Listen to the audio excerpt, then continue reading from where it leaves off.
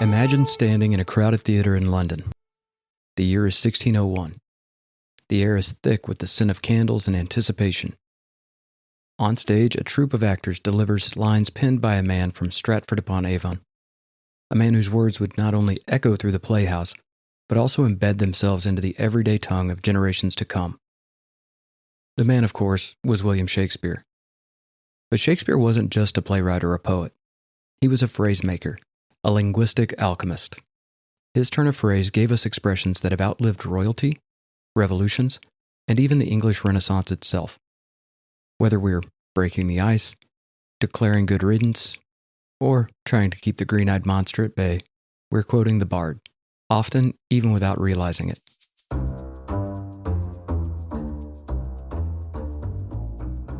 Welcome back to Lexiconned, the podcast where language tells its own story.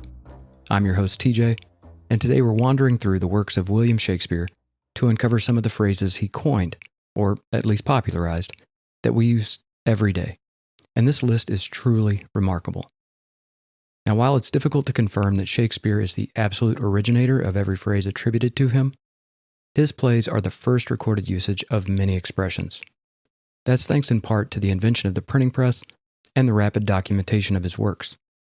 Shakespeare had a knack for neologism, or creating new words, and he was a master at repurposing or refining old expressions, embedding them in poetic lines that have proven remarkably durable. Now let's dive into a few of the most enduring Shakespearean expressions. These phrases are more than 400 years old and yet still feel surprisingly modern. And first up, we have Wild Goose Chase. Now this comes from Romeo and Juliet, Act 2, Scene 4. Originally describing a type of horse race where riders will follow a lead goose rider in a zigzag pattern, Mercutio's use of the phrase transformed it into a metaphor for fruitless or absurd pursuits. Today, we use it to describe any task that feels needlessly complicated or destined to fail. So whether you're searching for a lost receipt or hunting down the perfect avocado, chances are you've been on your own wild goose chase. Next up, good riddance. Now from Troilus and Cressida, Act 2, Scene 1. This barbed farewell comes from a moment of dismissal in the play where it was used to express satisfaction that someone was leaving. Today, it's our verbal equivalent of an eye roll, a snappy way to shut the door on toxic relationships, bad jobs, or political figures who've overstayed their welcome. It's proof that biting sarcasm never goes out of style. Next, it's Greek to me, from Julius Caesar, Act 1, Scene 2. Casca admits he can't understand Cicero's speech, liking it to an incomprehensible language. And nearly 500 years later, we still invoke this phrase whenever we're faced with confusing jargon. From legalese to TikTok slang, it's the universal shrug of, yeah, I have no idea what that means. Moving on, we have break the ice. Now this comes from The Taming of the Shrew, Act 1, Scene 2. In Shakespeare's time, it referred to initiating a relationship or conversation where none previously existed, akin to breaking through a layer of frozen awkwardness.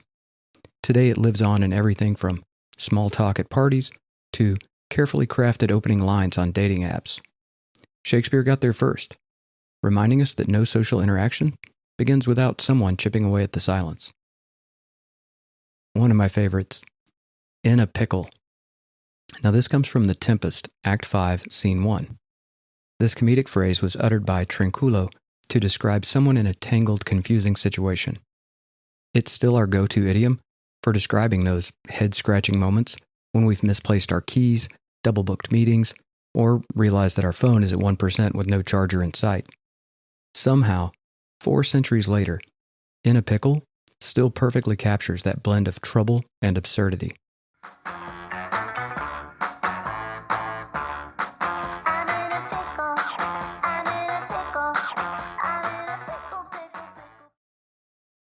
Next, green-eyed monster. Now from Othello, Act 3, Scene 3. Jealousy is personified as a monster in this iconic phrase, giving a vivid, almost mythic form to an all-too-human emotion.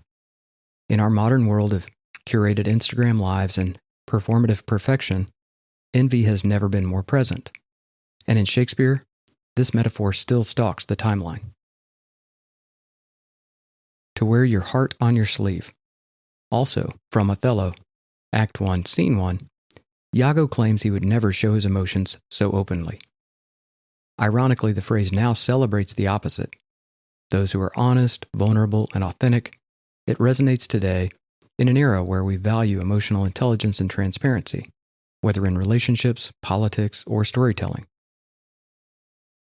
Next up, all that glitters is not gold. From The Merchant of Venice, Act 2, Scene 7. This line warns us not to be deceived by outward appearances. Centuries later, it still cautions against Instagram illusions or clickbait headlines, even those fast-talking sales pitches. Shakespeare might not have known what an influencer was, but he definitely saw through the glam. Brave New World. From The Tempest, Act 5, Scene 1. Miranda speaks these words in awe, unaware of the irony that we now attach to them. Because Miranda, having grown up on an isolated island, is uttering these lines with wide-eyed innocence upon seeing other humans for the first time. It was a declaration of hope, not sarcasm. But Aldous Huxley kind of flipped this on its head when he used it as the title of his 1932 dystopian novel, injecting cynicism into the phrase. So what began as a marvel and idealism has now evolved into commentary on that often disillusioning march of progress. Now this one makes me think of Neil Young, but Heart of Gold actually comes from Henry V, Act 4, Scene 1. In this heartfelt phrase, Shakespeare gave us a way to describe someone of pure kindness and generosity. And, 500 years later, we're still using it to honor the people in our lives who give without asking, who love without limits. It's a compliment that feels timeless, because the quality it describes truly is. Next up, Laughing Stock. This is from The Merry Wives of Windsor, Act 3, Scene 1. Now, it was originally used to describe someone made the object of ridicule. The phrase is now a global go-to for describing public embarrassment. From viral fails to awkward interviews, being a laughingstock is a fate we all dread. And yet, its theatrical roots remind us that public laughter and humiliation are as old as comedy relief itself. To thine own self be true. This comes from Hamlet, Act 1, Scene 3. Polonius's advice to his son transcended the play and has become a pillar of self-help mantras everywhere. In a world crowded with noise, algorithms, and expectations, Shakespeare's 17th century wisdom still offers a radical reminder. Authenticity isn't just admirable, it's essential. Love is Blind. No, this isn't the Netflix series. This actually came from The Merchant of Venice, Act 2, Scene 6. Now, this classic phrase captures the beautiful, baffling irrationality of falling in love. It's a line that excuses mismatched pairs, fuels romantic comedies, and explains that fluttery feeling that makes us all overlook the obvious. Shakespeare's insight into human nature is so enduring, it's practically embroidered on throw pillows. Next, Bedazzled. The Taming of the Shrew, Act 4, Scene 5. Though now synonymous with sparkly denim and rhinestones, this word originally meant to be utterly dazzled, enchanted, or overwhelmed, especially by beauty. Shakespeare's use of bedazzled shows his flair for inventing vivid verbs, and its modern twist adds a layer of sparkle to his linguistic legacy. All the world's a stage. Now this comes from As You Like It, Act 2, Scene 7. And of all the Shakespearean phrases still kicking around, this one practically screams, yeah, that's definitely from the guy who wrote 38 plays and 154 sonnets. But this is more than a metaphor. It's really a worldview. Shakespeare saw life as a performance, with each of us playing roles from birth to death. In a world of online personas and curated feeds, the metaphor feels eerily prescient. Because whether we're performing for audiences in a theater or followers on social media, we're all still acting out that human experience. Now, these phrases didn't just decorate Elizabethan drama. They shaped the English language. Shakespeare's ability to distill complex emotions and universal truths into a few potent words gave his expressions a kind of cultural immortality. Even the word addiction, first appearing in Othello, entered the lexicon through Shakespeare.